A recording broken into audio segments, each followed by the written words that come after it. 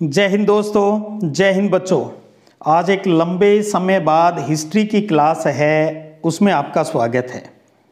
आपको बताना चाहूँगा, माध्यमिक शिक्षा बोर्ड राजस्थान अजमेर है, जो CWSN बच्चे होते हैं, यानी child with special need, CWSN, यानी जो ब्लाइंड बच्चे होते हैं, जिनको लिखने में दिक्कत होती है या और किसी प्रकार की जटिल बीमारी से ग्रसित होते हैं, या एक शब्द यूज कर दूं, असामान्य जो बच्चे होते हैं, उनका पेपर है वो अलग से जारी किया जाता है। ये आपको अच्छे से पता है। बोर्ड दो प्रकार के पेपर तैयार करती है, एक सामान्य बच्चों के लिए और एक असामान्य यानी CWSN बच्चों के लिए। CWSN बच्चों का एक पैटर्न होता है जो सामान्य से थोड़ा हटके होता है और उनको अतिरिक्त समय भी मिलता है।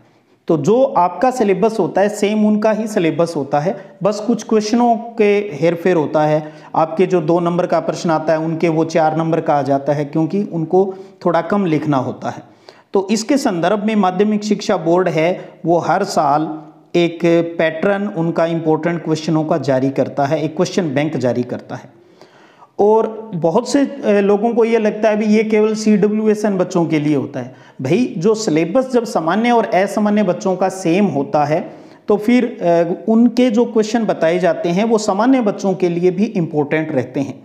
तो आज मैं उन्हीं को आपके सामने रख रहा हूँ। उसके अंदर हर चैप्टर की कुछ इंपॉर्टेंट लाइनें दी जाती है और कुछ क्वेश्चन हैं। आज का आपका जो पहला चैप्टर है ईंटें, मनके और अस्थियां, जो हड़प्पा सभ्यता से संबंधित है, उनकी इंपॉर्टेंट सीरीज़ की बात कर लेता हूं, क्वेश्चनों की बात कर लेता हूं और इनको अपने टेलीग्राम चैनल सिद्धिविनायक संग्रिया के ऊपर भी डाल दूंगा।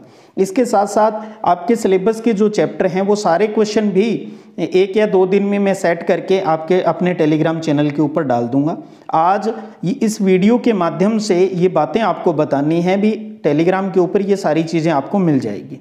और ये जो आपका चैप्टर है आप देखेंगे इसके अंदर भी इस चैप्टर की जो इम्पोर्टेंट लाइनें हैं वो सारी यहाँ पर दी गई है, जो सामान्य और असामान्य सभी बच्चों के लिए इम्पोर्टेंट है।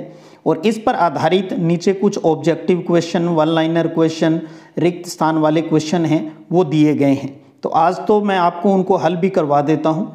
उम्मीद करता हूँ आप सब बच्चों की तैयारी है वो अच्छे से चल रही होगी, किसी प्रकार की कोई समस्या नहीं होगी पेपर को लेकर। तो देखिए, पहला प्रश्न देखिए आज का वस्तुनिष्ठ इस पहले चैप्टर का।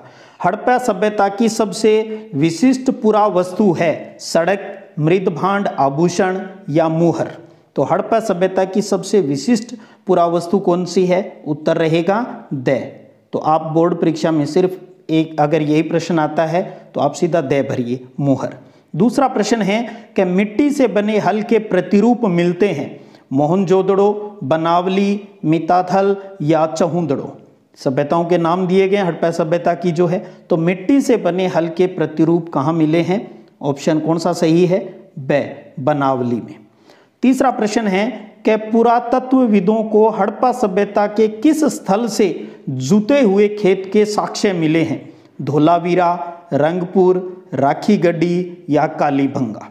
बहुत प्यारा प्रश्न है ये। जुते हुए खेत के साक्ष्य कहाँ मिले हैं? बिल्कुल सही सोचा होगा आपने, द ऑप्शन, कालीबंगा। कालीबंगा जो कि हनुमानगढ़ डिस्ट्रिक्ट के अंदर है, हनुमानगढ़ के पास ही है, डिस्ट्रिक्ट हेडक्वार्टर के पास ही। अगला प्रश्न देखिए कि थार रेगिस्तान से लगा हुआ पाकिस्तान का रेगिस्तान क्षेत्र क्या कहलाता है? कितना प्यारा प्रश्न है। थार रेगिस्तान से लगा हुआ पाकिस्तान का जो रेगिस्तानी क्षेत्र है वो क्या कहलाता है? नखलिस्तान, पाकिस्तान, चोलिस्तान या अफगानिस्तान। क्या होगा इसका सही उत्तर? स ऑप्शन, चोलिस्तान। बहुत प्यारा प्रश्न है। 5वां प्रश्न है भारतीय पुरातत्व का जनक किसे कहा जाता है? जॉन मार्शल, मेके, दयाराम साहनी, अलेक्जेंडर कनिंघम। तो भारतीय पुरातत्व का जनक कौन सा है? The option, Alexander Cunningham. अगला प्रश्न देखिए, 6ठा प्रश्न है कि हड़प्पा सभ्यता के अंतर्गत विशाल स्नानागार स्थित है। हड़प्पा सभ्यता के अंतर्गत विशाल बड़े स्नानागार स्थित है मोहनजोदड़ो, कालीबंगा, रंगपुर या चहुंदड़ो।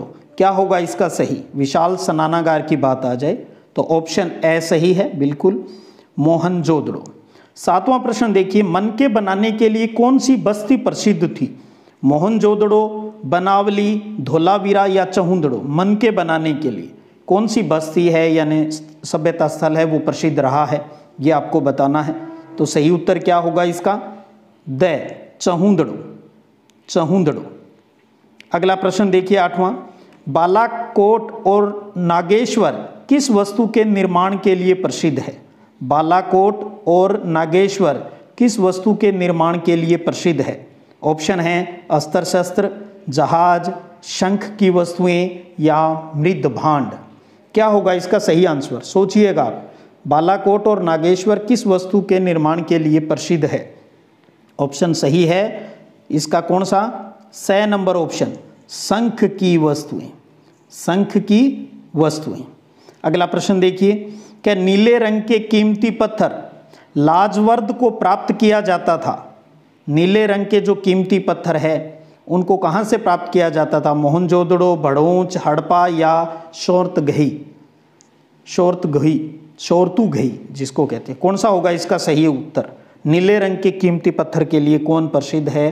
तो वो है शोरतुगही, यानी उत्तर क्या होगा आपका? The number option. ऊपर वाले 8वें प्रश्न का सही है अपना शंख की वस्तुएं, यानी स नंबर ऑप्शन। अगला प्रश्न है कि राजस्थान के खेतड़ी अंचल से हड़प्पा सभ्यता के लोग मंगाते थे। भी खेतड़ी किसके लिए जाना जाता है? सीधी सी बात है, सोना, तांबा, चांदी या लोहा। तो राजस्थान के खेतड़ी अंचल से हड़प्पा सभ्यता के लोग क्या मंगाते थे? बिल्कुल, ये तो किसी का गलत हो ही नहीं सकता, ब, तांबा। तो देखिएगा ये बोर्ड के इंपॉर्टेंट क्वेश्चन है CWSN बच्चों के लिए, जो आपके लिए भी उतने ही इंपॉर्टेंट है, क्योंकि सेम सिलेबस रहता है, बस पेपर के पैटर्न में फ़र्क होता है। उससे आपको क्या कोई मतलब नहीं है भी उनके कैसे प्रश्न आएंगे।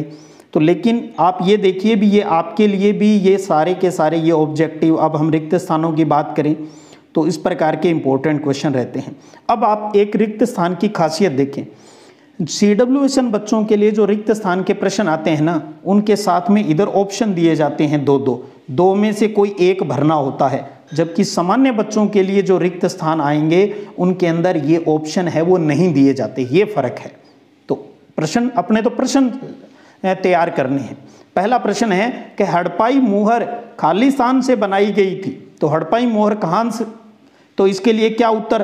अब ये CWSN बच्चों के लिए भी सेलखड़ी पत्थर या काला पत्थर में से वो दोनों में से एक भरेंगे, लेकिन सामान्य बच्चों के लिए ये प्रश्न आएगा तो ये दो जो आगे दिए गए हैं भी इन दो में से कोई भरिए, ये नहीं आएगा। लेकिन यहाँ तो चलो अब आपको अभ्यास करना है। तो हड़प्पाई मोहर खालिस्तान से बनाई गई थी, तो सेलखड़ी पत्थर आपको इसके अंदर भरना है, सेलखड़ी पत्थर। दूसरा है मोहनजोदड़ो में कुओं की कुल संख्या थी, कितनी थी भी? मोहनजोदड़ो में कुओं की कुल संख्या लगभग 700, लगभग 700। तीसरा प्रश्न है कि सेलखड़ी जो एक बहुत रिक्त स्थान पत्थर है, कैसा पत्थर है सेलखड़ी?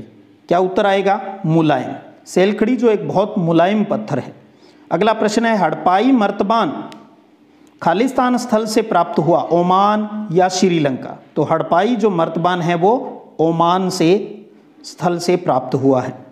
पांचवां रिक्त स्थान वाला प्रश्न है कि भारत का सबसे आरंभिक धार्मिक ग्रंथ खालिस्तान है, सामवेद या ऋग्वेद?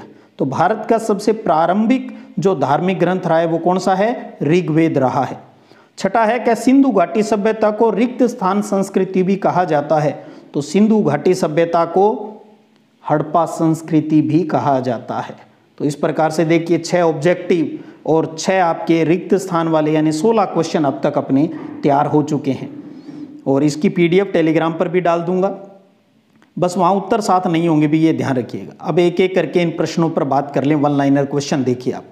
पहला प्रश्न है कि हड़प्पा के किस स्थल से नहरों के अवशेष मिले हैं? पहला प्रश्न, हड़प्पा के किस स्थल से नहरों के अवशेष मिले हैं? तो उत्तर क्या होगा? उत्तर है शोरतुगही, शोरतुगही। तो हड़प्पा के किस स्थल से नहरों के अवशेष मिले हैं? तो शोरतुगही इस पहले प्रश्न का उत्तर हो जाएगा। दूसरा प्रश्न देखिएगा। दूसरा प्रश्न है आपके लिए अब, अवतल चक्कियां हड़प्पाई सभ्यता के किस स्थल से प्राप्त हुई है? अवतल चक्कियां हड़प्पाई सभ्यता के किस स्थल से प्राप्त हुई है? तो उत्तर क्या होगा दूसरे का? मोहनजोदड़ो, मोहनजोदड़ो। तो दूसरे का सही उत्तर हो गया मोहनजोदड़ो। तीसरा प्रश्न देखिए, हड़प्पा सभ्यता के नगर के भवन किस से बने होते थे? हड़प्पा सभ्यता के नगरों के जो भवन है वो किस से बने हुए होते थे? क्या उत्तर याद आ रहा होगा आपको? पक्की ईंटों के, पक्की ईंटों के। हड़प्पा सभ्यता के नगरों के भवन हैं वो पक्की ईंटों के बने होते थे। चौथा प्रश्न है, क्या हड़प्पा सभ्यता में सिंचाई के साधनों का उल्लेख कीजिए। तो हड़प्पा सभ्यता में सिंचाई के साधन आप अच्छे से याद होगा आपको, नहरें हो गई, कुएं हो गए और नदी हो गई। तो नहरें, कुएं, नदी, ये है हड़प्पा सभ्यता में सिंचाई के साधन। पांचवा प्रश्न देखिए, मोहनजोदड़ो के दुर्ग पर स्थित दो प्रमुख संरचनाओं का उल्लेख कीजिए। मोहनजोदड़ो के दुर्ग पर स्थित दो प्रमुख संरचनाओं की बात करें, इस प्रश्न के उत्तर की बात करें तो क्या हो जाएगा? एक तो हो जाएगा विशाल स्नानागार, विशाल स्नानागार। दूसरा आप लिख सकते हो अन्नागार, विशाल स्नानागार, अन्नागार, और या आप लिख सकते हो माल गोदाम, माल गोदाम कह सकते हो, माल गोदाम। तो विशाल स्नानागार, अन्नागार या माल गोदाम हैं, ये क्या है? मोहनजोदड़ो के दुर्ग पर स्थित दो प्रमुख संरचनाएं हैं। अब आप अगला प्रश्न देखिए, छठा प्रश्न, कि पुरातत्वविदों द्वारा खोजी गई उपयोगी वस्तुओं का उल्लेख कीजिए। तो पुरातत्वविदों द्वारा खोजी गई उपयोगी वस्तुएं हैं तो वो कौन कौन सी है, यहाँ लिखकर बता देता हूं आपको। एक तो दर्पण हो गया, चक्कियां हो गई, दर्पण, चक्कियां, मृद भांड, मृद भांड। तो ये प्रमुख जो स्थान हो गए हड़प्पा सभ्यता में जो उपयोगी वस्तुएं मिली। सातवां प्रश्न देखिए, सातवां प्रश्न है, हड़प्पा सभ्यता के मनके बनाने के दो प्रमुख स्थानों का उल्लेख कीजिए। तो मनके बनाने की बात आए तो ध्यान रखिए, दो नाम आपके दिमाग में जरूर आ जाने चाहिए। एक तो चहूदड़ो है और दूसरा लोथल। चहूदड़ो और लोथल है वो मनके के लिए प्रसिद्ध है। इसी प्रकार आठवें प्रश्न देखिए, हड़प्पा सभ्यता में कौन कौन से शिल्प कार्य प्रचलित थे? कोई दो लिखिए। तो शिल्प कार्य हड़प्पा सभ्यता की बात करें तो एक तो हो गया अपना मनके बनाना, मनके बनाना। दूसरा हो गया जैसे शंख कटाई, शंख कटाई हो गया। तीसरा हो गया अपना मुहर बनाना, मुहर बनाना, निर्माण करना। चौथा हो गया अपना धातुक्रम, मेटलर्जी जिसको कहते हैं। तो हड़प्पा सभ्यता में शिल्प के ये चार महत्वपूर्ण काम हो गए, मनके बनाना, शंख कटाई, मुहर निर्माण, धातुक्रम। तो चार बता दिए, कोई दो आप याद रख लीजिए। नौवां प्रश्न देखिए, किन्हीं दो देशों के नाम लिखिए जिनसे हड़प्पा वासियों के व्यापारिक संबंध थे। तो कोई भी दो नाम, जैसे हो गया अपना ओमान हो गया और मेसोपोटामिया हो गया, मेसोपोटामिया, मेसोपोटामिया हो गया। 10वां प्रश्न है कि नाविकों का देश किसे कहते हैं? नाविकों का देश किसे कहा जाता है? तो वो कौन सा है? मेलुहा, नाविकों का देश मेलुहा। 11वां प्रश्न है भी, हड़प्पा सभ्यता के सबसे लंबे अभिलेख में कितने चिन्ह हैं? हड़प्पा सभ्यता के सबसे लंबे अभिलेख में कितने चिन्ह हैं? भी 26 चिन्ह हैं, 26 चिन्ह हैं, अच्छे से दिमाग में रखिएगा। अगला प्रश्न है कि हड़प्पाई लिपि में चिन्हों की संख्या कुल कितनी है? हड़प्पाई लिपि के अंदर चिन्हों की कुल संख्या कितनी है? तो ध्यान रखिएगा 375 से लेकर 400 तक, 375 से 400 तक के चिन्ह हैं। अगला प्रश्न है 13वां कि बाट सामान्यतः किस पत्थर से बनाए जाते थे? हड़प्पा सभ्यता की बातें चल रही है भी, बाट सामान्यतः किस पत्थर से बनाए जाते थे? तो क्या होगा? तो आप उत्तर में लिखेंगे चर्ट। बाट किस पत्थर से बनाए जाते थे? चर्ट। अगला प्रश्न देखिए अब 14वां, काफ़ी अच्छे अच्छे छोटे छोटे क्वेश्चन हैं, ये आपको ऑब्जेक्टिव में, रिक्त स्थान में, वन लाइनर में, सब में काम आएंगे। अगला प्रश्न है 14वां कि the story of Indian archaeology के रचयिता कौन थे? The story of Indian archaeology के रचयिता कौन थे? तो ध्यान रखिएगा उनका नाम है S.N. राव, S.N. राव। अगला 15वां प्रश्न है कि अंग्रेजी में BC का क्या तात्पर्य है? BC अच्छे से पता होता है ये बात हर स्टूडेंट को, before Christ, before Christ. BC का मतलब होता है बिफोर क्राइस्ट। 16वां क्वेश्चन है कि एडी का क्या तात्पर्य है? एडी का, तो इसका मतलब होता है एनी डामिनी, एनी डामिनी, एनी डामिनी। तो ये एडी का अर्थ हो गया। अगला प्रश्न देखिए आप 17वां, क्या हड़प्पा सभ्यता का काल निर्धारण कीजिए, टाइम बताना है हड़प्पा सभ्यता का। तो क्या हो जाएगा? 2600 ईसा पूर्व, ध्यान रखिए ईसा पूर्व लिखना है, ईसा पूर्व से 1900 ईसा पूर्व तक, 2600 ईसा पूर्व से 1900 ईसा पूर्व तक हड़प्पा सभ्यता का समय माना गया है। 18वां प्रश्न है, आद्य शिव मोहर किस पुरास्थल से प्राप्त हुई है? आद्य शिव मोहर किस पुरास्थल से प्राप्त हुई है? तो ध्यान रखिए वो है हड़प्पा। आद्य शिव मोहर हड़प्पा सभ्यता से प्राप्त हुई है। 19वां प्रश्न है, ऋग्वेद कब संकलित किया गया था? बहुत प्यारा प्रश्न है, ऋग्वेद कब संकलित हुआ? तो आप लिखेंगे 1500 ईसा पूर्व से 1000 ईसा पूर्व, 1500 ईसा पूर्व से 1000 ईसा पूर्व ऋग्वेद का संकलन हुआ था। अगला प्रश्न देखिए 20वां है कि जॉन मार्शल ने 1924 में सिंधु घाटी में उत्खनन के संदर्भ में क्या घोषणा की थी? बहुत प्यारा प्रश्न है। जॉन मार्शल ने 1924 में सिंधु घाटी में उत्खनन के संदर्भ में क्या घोषणा की थी? तो जानिए, जॉन मार्शल ने पूरे विश्व के सामने एक नई सभ्यता की खोज की घोषणा की थी। तो एक नई सभ्यता की खोज की घोषणा की थी, एक नई सभ्यता की खोज की घोषणा। तो जॉन मार्शल ने पूरे विश्व के सामने एक नई सभ्यता की खोज की घोषणा की थी। तो ये पहले 10 एबेसदे की बात की, फिर 6 रिक्त स्थान वाले आगे, फिर अपने 20 क्वेश्चन वन लाइनर के आगे इस चैप्टर से। देखिए कितना कुछ आपको आज अच्छी चीज़ें मिल रही है। अब हम कुछ और आप उन प्रश्नों को, क्योंकि लगभग अच्छी तैयारी चल रही है आप सब बच्चों की, यहाँ जो ये बता रहा हूँ वो इम्पोर्टेंट के लिहाज से हैं भी, इनको भी आप थोड़ा सा जरूर देख लीजिएगा। लघुतरात्मक प्रश्नों की बात करें तो ये कुछ प्रश्न हैं, जैसे हड़प्पा पूर्व की बस्तियों की क्या विशेषता थी? हड़प्पा स्थलों से मिले अनाज के दानों का उल्लेख कीजिए। हड़प्पा स्थलों से किन जानवरों की हड्डियां मिली है? मोहनजोदड़ो नगर किन 2 भागों में विभाजित था? अब आप यहाँ ऊपर गौर करेंगे ना, भी प्रश्नों के उत्तर तो थोड़े थोड़े हैं लेकिन लघुतरात्मक है। ध्यान रखिएगा, CWSN के बच्चों को थोड़ा उत्तर लिखना होता है। तो आपके लिए जो ये प्रश्न है किस रूप में हो जाएंगे? वन लाइनर के रूप में इंपॉर्टेंट हो जाएंगे। और 5वां है कि हड़प्पा सभ्यता के नगरों के भवन निर्माण में अधिकतर किस प्रकार की ईंटों का प्रयोग होता था? ये बताना है। 6, पुरातत्वविदों द्वारा हड़प्पा सभ्यता में पाई जाने वाली सामाजिक भिन्नताओं का पता लगाने के लिए किन दो विधियों का प्रयोग होता था? 7वां प्रश्न है कि पुरावस्तुओं के आधार पर बताइए कि हड़प्पावासी किन की पूजा करते थे? हड़प्पा सभ्यता के गृह स्थापत्य की 2 विशेषताएं बताइए। हड़प्पा की खुदाई का कार्य किसके नेतृत्व में किया गया और कब किया गया? तो सामान्य बच्चों को कहना चाहूंगा ये 9 प्रश्न आपके लिए 1-1 नंबर वाले प्रश्न के हिसाब से आपको तैयार करने हैं। लघुतरात्मक यहाँ इसलिए मैं बार बार कह रहा हूँ, ये CWSN बच्चों के लिए पेपर सेट है। तो आपके लिए ये चीज़ें वन लाइनर के रूप में इंपॉर्टेंट हो जाएगी। जो निम्नात्मक है आपके वो जो लघुतरात्मक प्रश्नों के रूप में पूछ लेंगे, जैसे मनकों के निर्माण में किन पदार्थों को प्रयोग किया जाता था और मनके बनाने की प्रक्रिया का वर्णन कीजिए। हड़प्पा सभ्यता के नगरों की जल निकास प्रणाली का वर्णन कीजिए।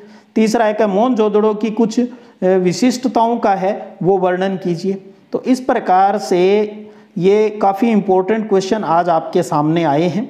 उम्मीद करता हूँ आपको भी फ़ायदा मिलेगा। आपका उद्देश्य ये होना चाहिए भी इस पहले चैप्टर के कुछ इम्पोर्टेंट चीज़ें आपको मिले, वही कुछ यहाँ पर बताने की आज कोशिश की है और उम्मीद करूँगा कुछ और भी आगे बता दूँ। लेकिन हाँ, टेलीग्राम के ऊपर जल्द ही ये सारे चैप्टर्स की जो PDF है वो मैं वहाँ पर अपलोड कर दूँगा और जैसे ही सारी तैयार हो जाती है वहाँ पर मैं आपको डाल दूँगा। तो इस प्रकार से आप देख पा रहे हो भी आज आपने हिस्ट्री की क्लास में कुछ इम्पोर्टेंट चीज़ें हैं वो समझने को मिली हैं। और अगर आपको अच्छी लगे, ये आपके लिए फ़ायदेमंद हो सकती है, तो आप अपने अन्य दोस्तों को भी इसको शेयर कर दीजिएगा ताकि उनका भी भला हो जाए, क्योंकि टाइम बहुत कम रहा है बोर्ड परीक्षा के लिए। तो कहीं ना कहीं इस प्रकार से रिवीजन में आपको ये फ़ायदा मिल जाए। कैसा रहा आज का ये अनुभव आपके लिए? ज़रूर कमेंट कीजिएगा। फिर मिलेंगे। जय हिंद, जय भारत।